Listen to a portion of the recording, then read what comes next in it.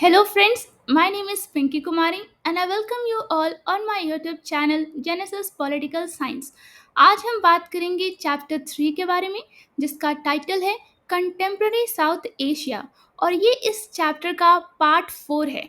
आपसे मेरा ये रिक्वेस्ट है कि इस वीडियो को देखने से पहले आप इसका पार्ट 1, पार्ट 2, पार्ट 3 ज़रूर देखें। आपको मैं ये भी बताना चाहूँगी यह इस चैप्टर का लास्ट वीडियो है और हम फॉलो कर रहे हैं NCERT text book that is contemporary world politics. चलिए इस चैप्टर को एक सिंपल और इजी तरीके से समझने की कोशिश करते हैं। हम इस वीडियो में बात करेंगे पीस एंड कोऑपरेशन जैसे टॉपिक के बारे में।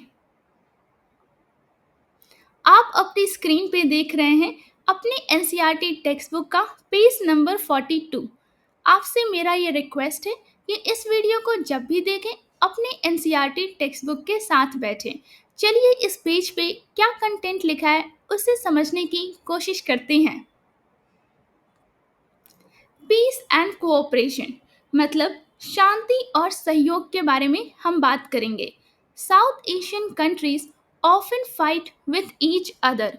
दक्षिण एशियाई देशों को अक्सर एक दूसरे से संघर्ष करना पड़ता है। But they also know that cooperation is important. लेकिन वे यह भी जानते हैं कि सहयोग महत्वपूर्ण है। टू प्रमोट दिस मतलब इसे बढ़ावा देने के लिए दे क्रिएटेड शाक जिसका फुल फॉर्म है south Asian association for regional cooperation. हम कह सकते हैं इसका मतलब उन्होंने क्या किया था, शाक को कब बनाया था, इन 1985 में बनाया था।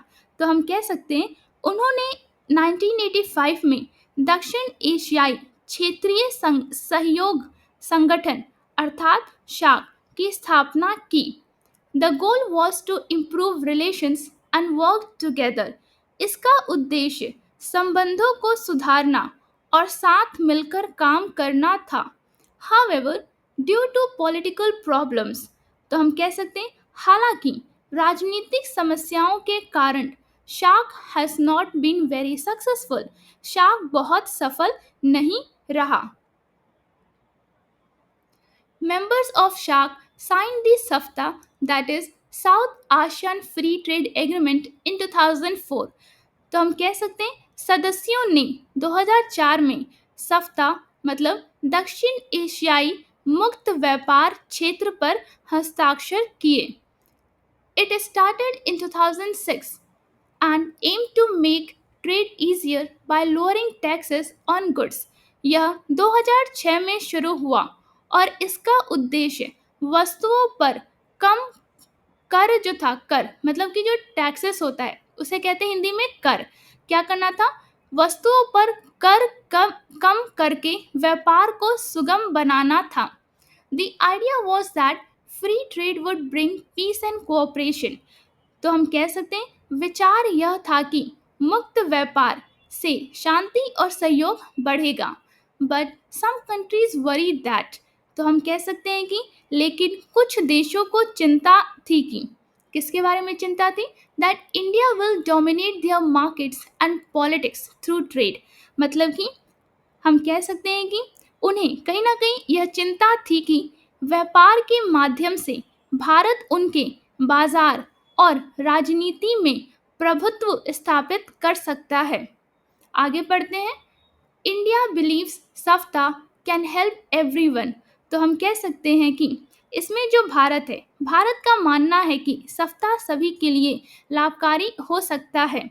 But some Indians feel it is not very useful. लेकिन कुछ भारतीय का यह भी मत है कि यह बहुत उपयोगी नहीं है, क्योंकि because India already has trade deals with Bhutan, Nepal and Sri Lanka. क्योंकि भारत पहले से ही भूटान, नेपाल और श्रीलंका के साथ व्यापार समझौते में है। Relations between India and Pakistan are the biggest problem. Bharat और पाकिस्तान के बीच संबंध सबसे बड़ी समस्या है। They fight a lot but also try to improve ties. वे अक्सर लड़ते हैं लेकिन संबंध सुधारने का प्रयास भी करते हैं। Both countries have taken steps to reduce the chances of war. दोनों देशों ने युद्ध की संभावना को कम करने के लिए कदम उठाए हैं। Leaders meet in summits to talk and find solution. नेता शिखर मतलब समिट बैठकों में मिलते हैं और समाधान खोजते हैं।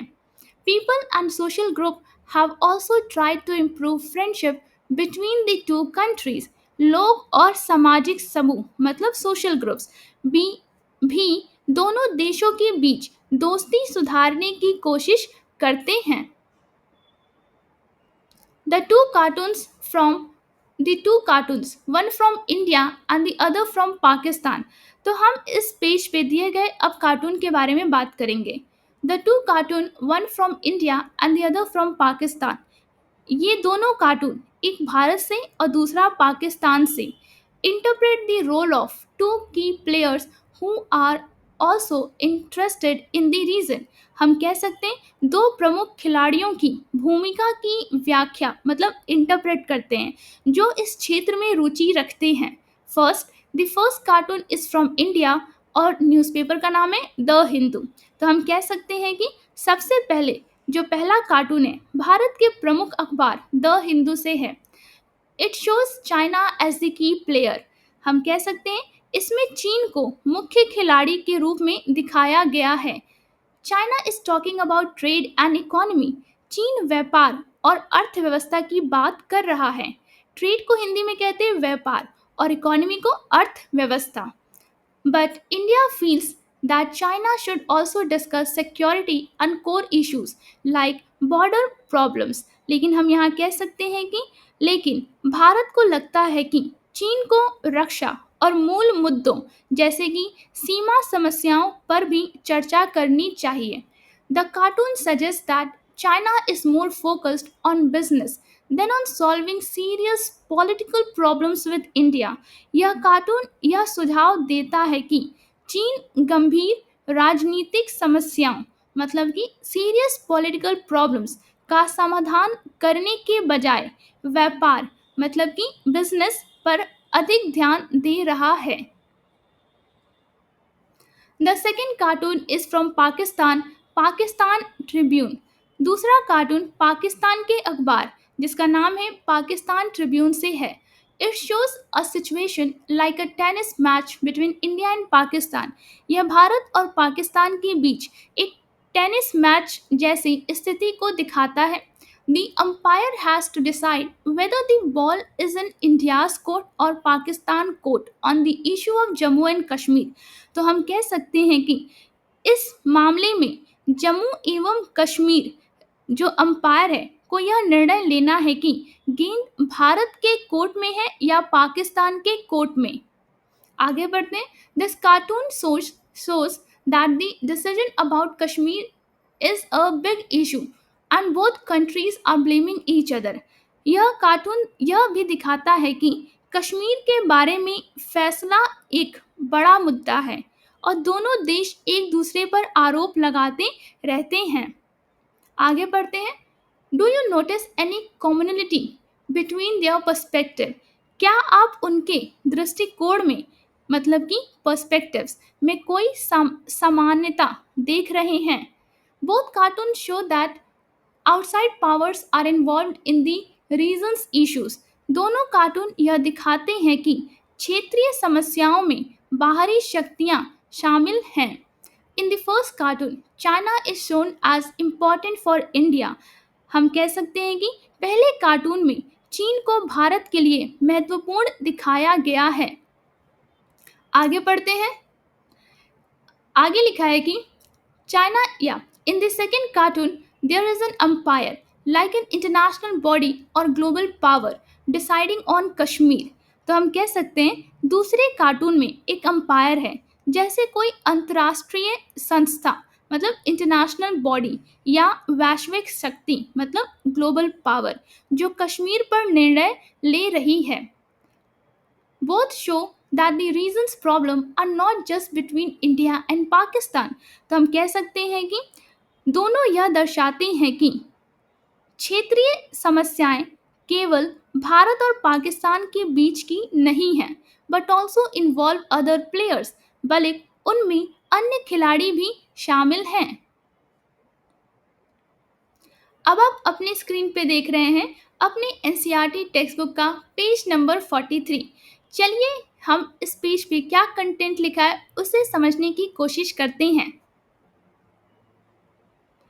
India Pakistan relations. हम बात कर रहे हैं सबसे पहले किसके बारे में? भारत और पाकिस्तान के संबंध के बारे में। India and Pakistan try to improve relations by opening bus routes and making visa rules easier. Bharat और पाकिस्तान संबंधों में सुधार के प्रयास के रूप में बस मार्ग मतलब कि बस रूट्स खोलने और वीज़ा नियम आसान बनाने जैसी पहले की गई। Trade between the two countries increase मतलब कि दोनों देशों के बीच व्यापार बढ़ा। But recently the situation has become tense again. लेकिन हाल ही में स्थिति फिर से तनावपूर्ण हो गई है। No region lives alone. इसका मतलब होता है कोई क्षेत्र अकेले नहीं रहता है।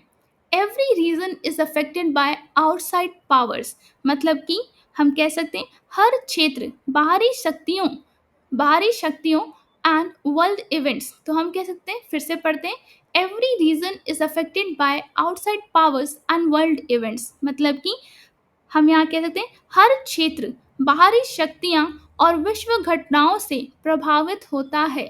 साउथ एशिया के not stay separate from global influence मतलब कि दक्षिण एशिया मतलब कि साउथ एशिया वैश्विक प्रभाव से अलग नहीं रह सकता। China and USA China and the USA are the main outside powers in South Asia. चीन और अमेरिका दक्षिण एशिया की मुख्य बाहरी शक्तियां हैं। India-China relations have improved a lot in the last 10 years.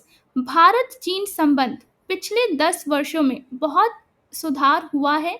But China's friendship with Pakistan still causes problems for India. लेकिन चीन की पाकिस्तान के साथ दोस्ती अभी भी भारत के लिए समस्याएं पैदा करती है। Both India and Pakistan want economic growth मतलब कि भारत और चीन दोनों आर्थिक विकास मतलब economic growth and global trade मतलब कि वैश्विक व्यापार चाहते हैं। So their ties are growing, इसलिए उनके संबंध बढ़ रहे हैं। Since 1991 trade between the two has grown very fast. 1991 से उनके बीच व्यापार बहुत तेजी से बढ़ा है। American role in South Asia. अब हम बात करेंगे दक्षिण एशिया में अमेरिका की भूमिका के बारे में। After the cold war the US became more involved in South Asia. शीत युद्ध के बाद अमेरिका दक्षिण एशिया में अधिक सक्रिय हो गया या फिर शामिल हो गया। America has good relation with both India and Pakistan. America का भारत और पाकिस्तान दोनों के साथ अच्छे संबंध हैं। The US often acts as a mediator in India-Pakistan disputes मतलब अमेरिका अक्सर भारत पाकिस्तान विवादों में मध्यस्थ मतलब कि मीडिएटर के रूप में कार्य करता है। Economic changes in India and Pakistan made it easier for the US to trade and invest. हम ये कह सकते हैं भारत और पाकिस्तान के आर्थिक बदलाव ने अमेरिका के लिए व्यापार मतलब कि ट्रेड एंड इन्वेस्ट मतलब कि व्यापार और निवेश को आसान बना दिया है। आगे बात करते हैं, the US is interested in South Asia because मतलब कि अमेरिका दक्षिण एशिया में रुचि रखता है क्योंकि first there is a large South Asian community in the US. America में एक बड़ी दक्षिण एशियाई समुदाय है। Second, South Asia has a huge population and market. दक्षिण एशिया की विशाल जनसंख्या और बाजार है यहाँ पे। This gives America an important role in regional peace and security. इससे अमेरिका को क्षेत्रीय शांति और सुरक्षा में महत्वपूर्ण भूमिका मिलती है। Future of south Asia. अब हम बात करेंगे दक्षिण एशिया के भविष्य के बारे में। First, will South Asia always remain full of conflicts?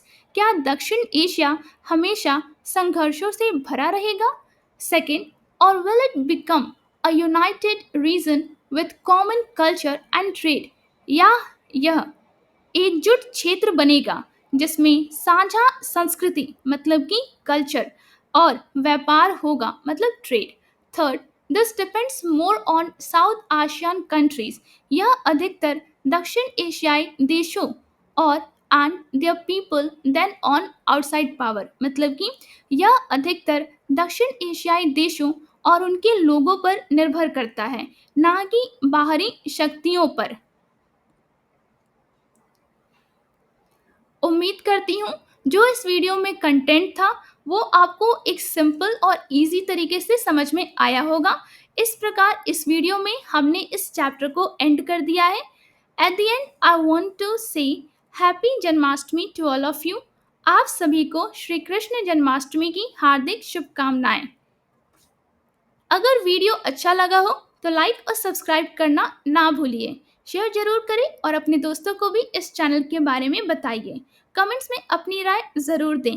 Bell icon पे क्लिक करें ताकि अगला वीडियो मिस ना हो। मिलते हैं नेक्स्ट वीडियो में, तब तक के लिए थैंक यू।